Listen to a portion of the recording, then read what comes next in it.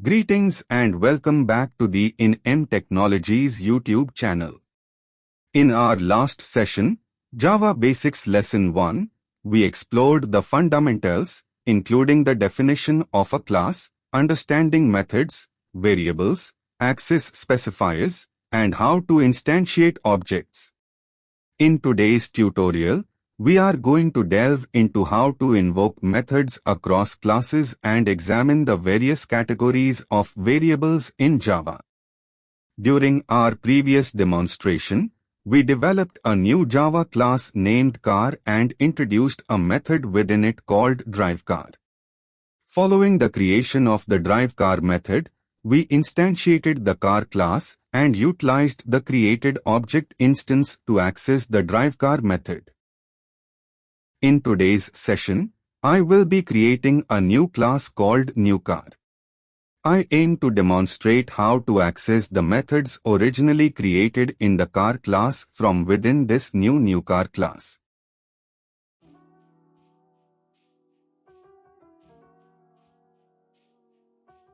Now, within the main method, we create an instance of the car class. This is done by the statement car myCar is equal to newCar. This line of code shows that the newCar class is making use of the car class, which is defined in a separate file.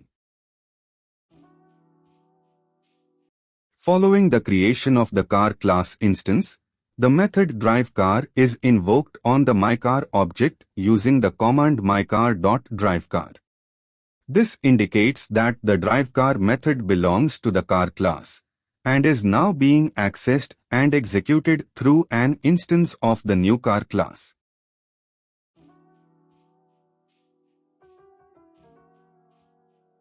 Let me proceed to introduce a new method named applyBreak in the car class and then demonstrate accessing this method from the newCar class.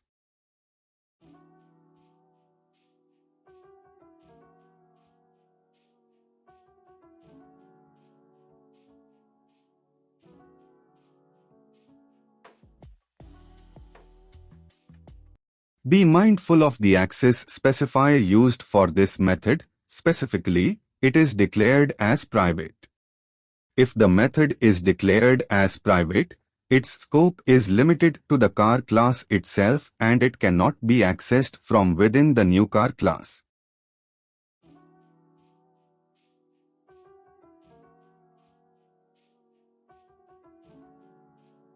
As observed, the applyBreak method cannot be accessed from outside the class in which it is declared, since it is defined as a private method. I will now modify the access specifier of the method from private to public, enabling its accessibility within the newCar class.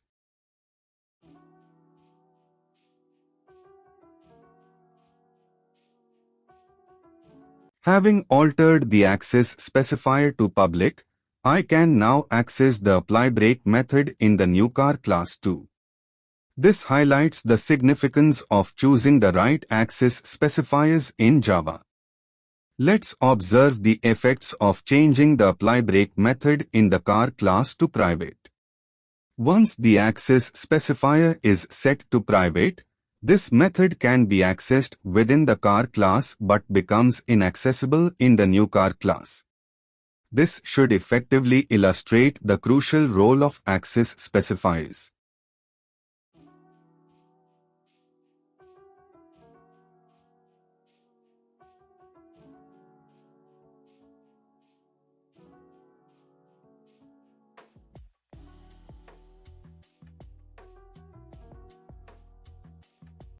Now, I will demonstrate accessing public methods from a different package by creating a new class under a newly established package.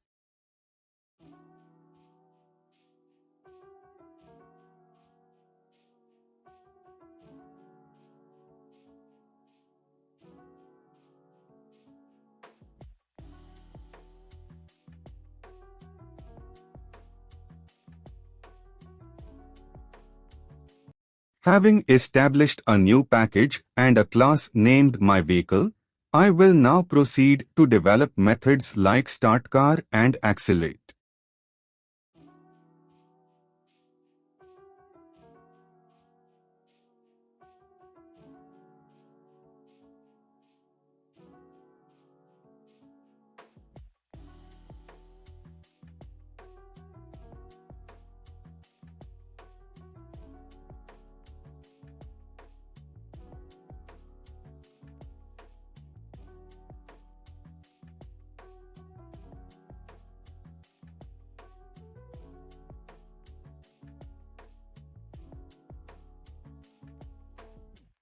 I will modify the access specifiers of the newly created methods to public.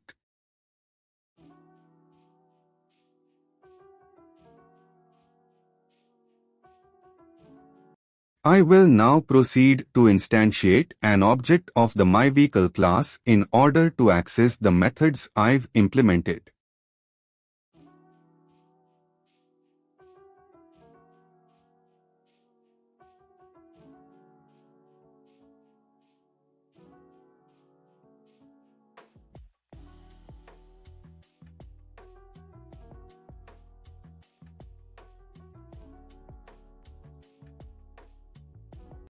We now have two distinct packages, Java Basics and Java Learning. The MyVehicle class is within the Java Learning package, while the other two classes reside in the Java Basics package. I will attempt to access the methods from the MyVehicle class, which is in the Java Learning package, from a class within the Java Basics package. Pay close attention to what occurs during this process. You will notice that the package details, corresponding to the class's origin, are automatically included. Now, all the methods belonging to the MyVehicle class are accessible within a class from a different package.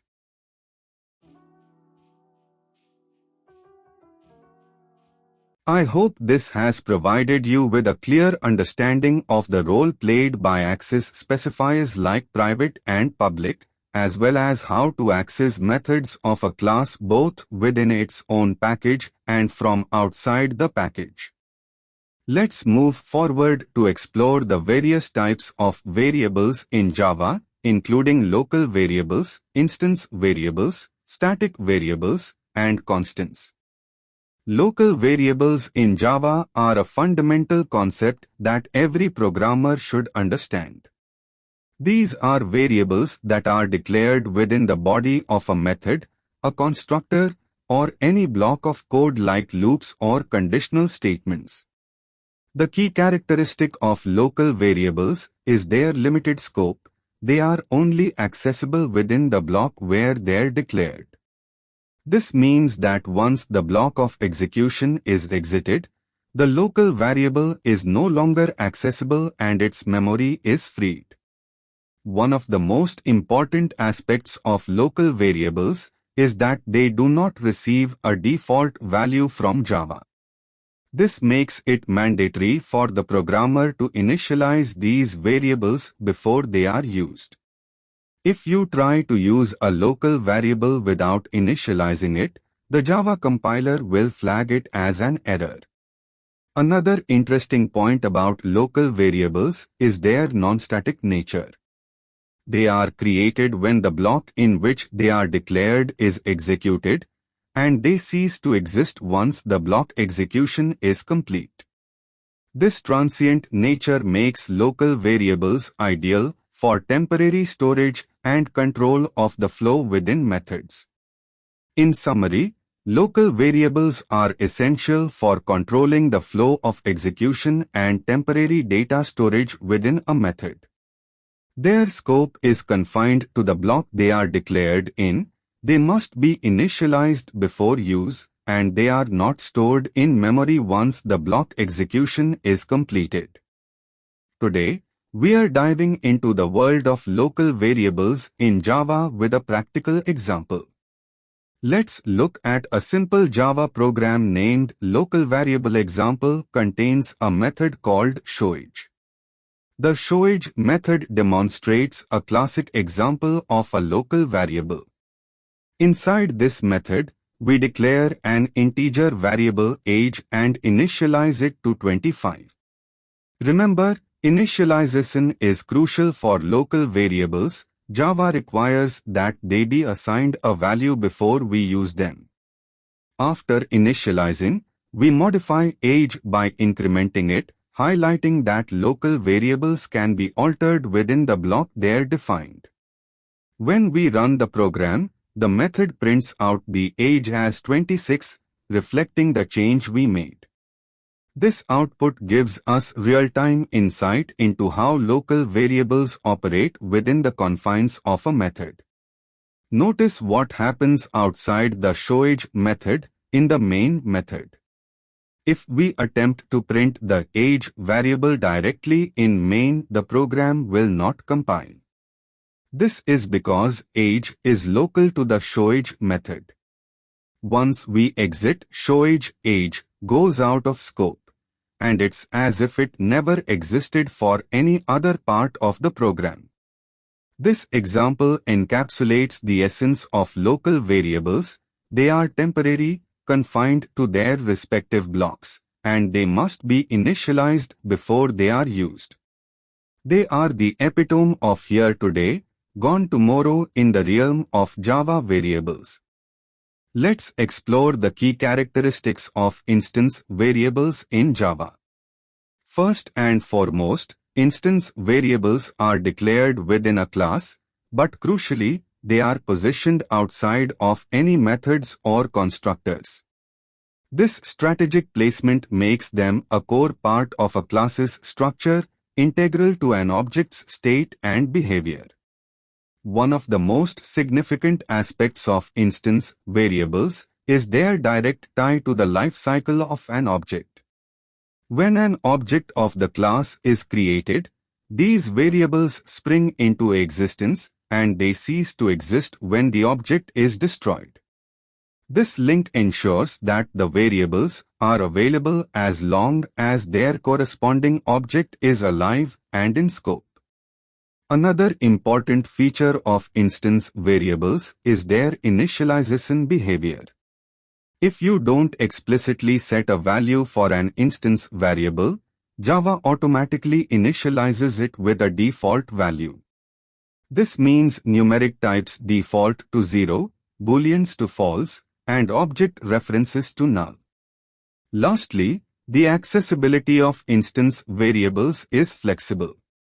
They are available to all methods within their class, making them an integral part of the class's internal workings. Moreover, if declared as public, they can be accessed from outside the class, allowing for interaction with the wider application environment. This combination of scope and accessibility makes instance variables a versatile tool in object-oriented programming in Java. Let's analyze this Java program and how it demonstrates the characteristics of instance variables, non-static fields, declaration and scope. The name and age variables are declared within the person class but outside any method. This makes them instance variables, accessible to all methods of the class. Instance-specific values. Each person object will have its own copy of these variables. In this case, when a person object is created, it has its own name and age independent of other person objects. No default initialization. Unlike local variables, instance variables like name and age do not need to be explicitly initialized before use. Java provides a default value, null for string, 0 for int. However, in this program, we are explicitly setting these variables in setName and setAge methods. Methods for manipulating. The setName and setAge methods modify the name and age instance variables, respectively. This illustrates how instance variables can be manipulated within the class. Lifespan. The lifespan of instance variables is tied to the object. When a new person object is created, These instance variables are instantiated and remain alive as long as the object exists. Accessed through an object. Instance variables are accessed through an instance of the class. In the main method, a person object is created, and the instance variables are accessed and modified using this object. This program serves as a clear example of instance variables in Java, showcasing how they are declared, initialized, and manipulated within a class, as well as their object-specific nature.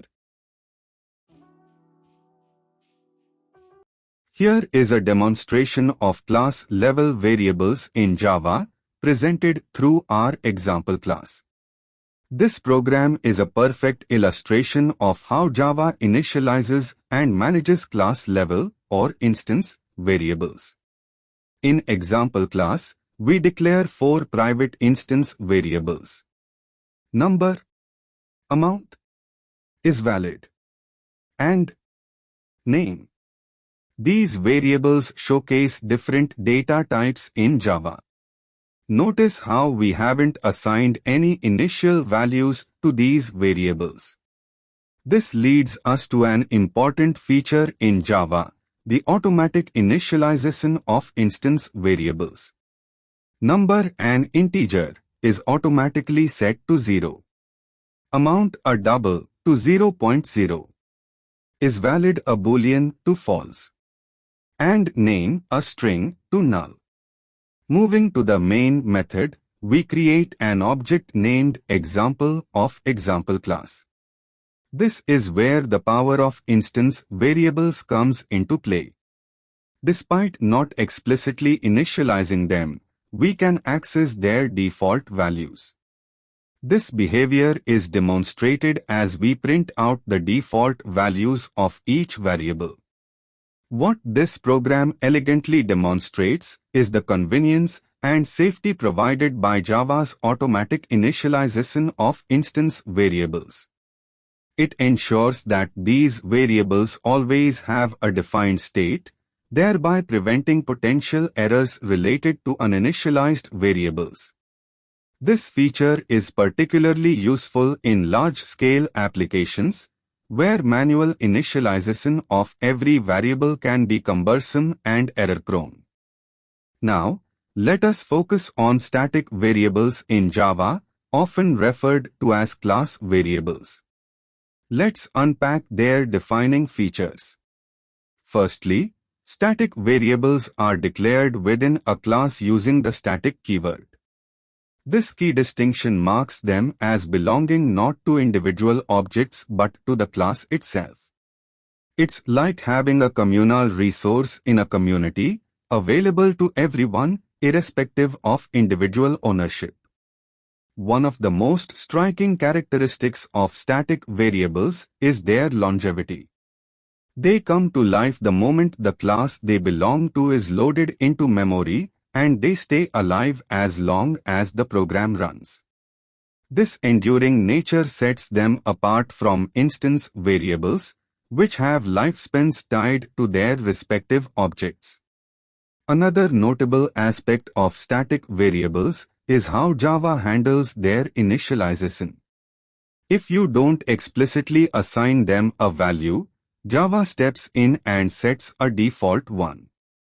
Numeric types default to 0, booleans to false, and object references to null. Lastly, the way we access static variables is quite unique. They are accessed directly through the class, not via class instances. It's like having a shared storage space that any member of the community can access directly without needing a specific key or access point. In summary, static variables are a powerful feature in Java, offering shared, long-lived resources that are accessible by any part of your program at any time, just through the class they belong to. Here is a simple yet illuminating example, the counter class. This class elegantly demonstrates the power and behavior of static variables in Java. Let's dive into the code. Our class counter features a static variable named count declared with public static int. This is our star player, showcasing that static variables are not tied to any particular instance of a class but rather belong to the class itself.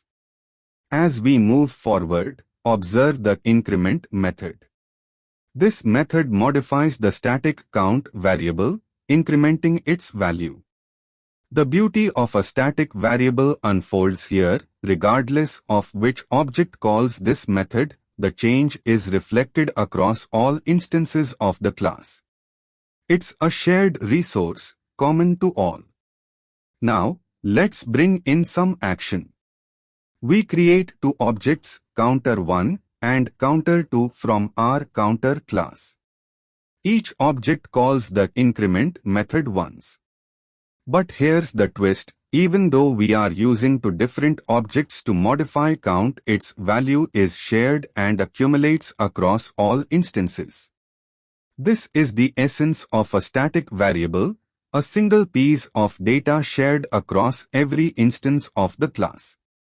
In our grand finale, we directly access the static variable count through the class name itself, counter.count, in the main method. This demonstrates a crucial point: static variables can be accessed directly through the class, without the need to create an object. It's like a public billboard visible to all. And there we have it, a simple demonstration of a static variable in Java. It remains consistent and shared across all instances, accessible directly through the class, truly a communal asset in the world of Java programming. Constants play a vital role in ensuring the stability and reliability of your code.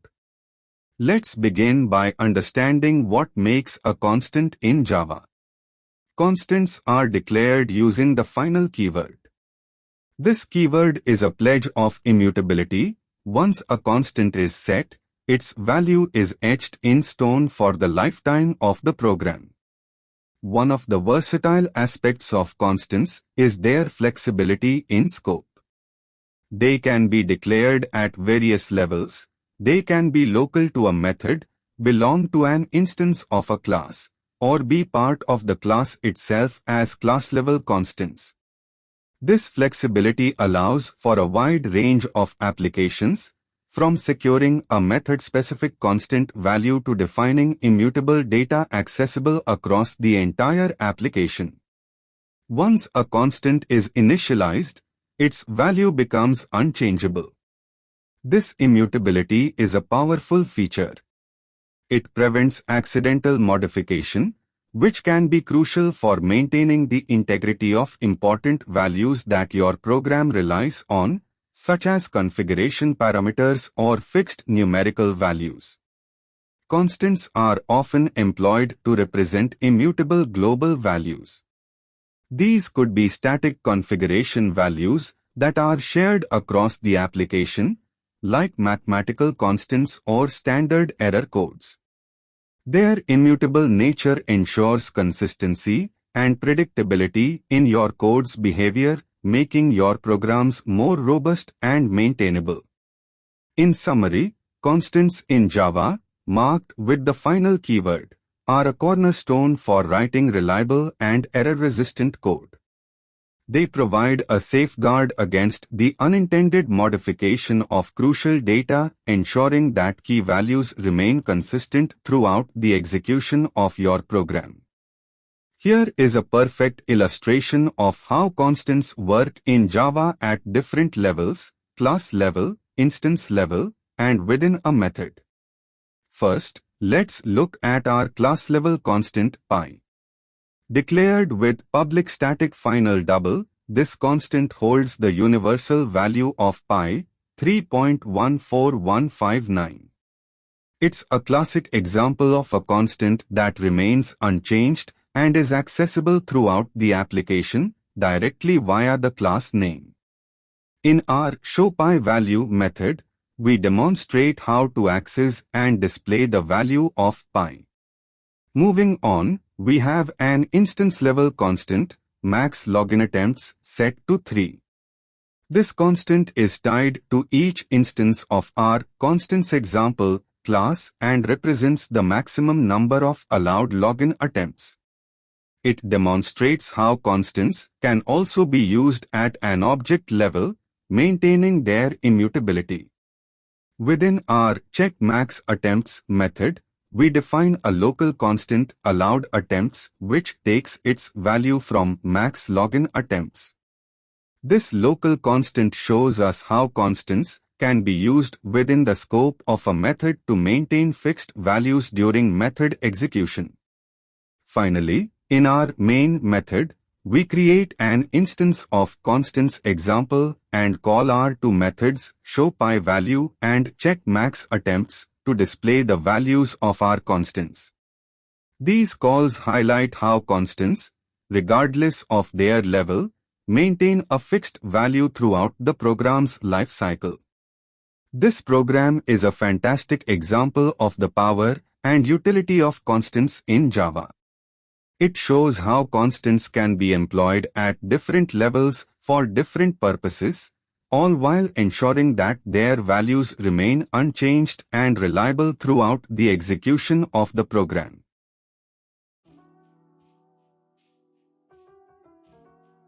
I trust you found our session on invoking methods across classes informative and now have a comprehensive grasp of variable categories in Java. Don't forget to subscribe to our YouTube channel and click the bell icon to get immediate notifications of our new videos. Thank you for watching, and we look forward to seeing you in our next video.